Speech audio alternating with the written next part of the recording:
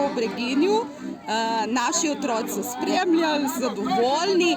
Mislim, da je aktualna tematika tudi za naše kraje, za našo Nadižo.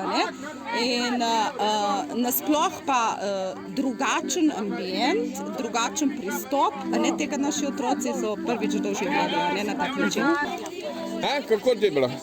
Meni se je zdela predstava precej dobra in tudi njen pomen.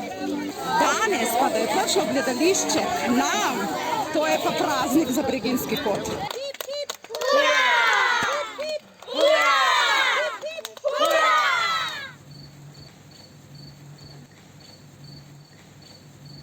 Dobrodošli, benvenuti, welcome! Čas je za ribolov! Dvigni sidra! Dvigni sidro! Uvalovec, ja poglej, Marko obrni! Očekaj!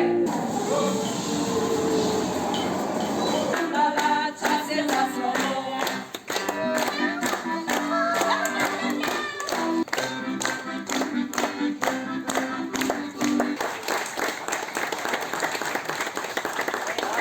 Pa bi imeli še kdaj kakšno tako predstavo v Breginju? Ja.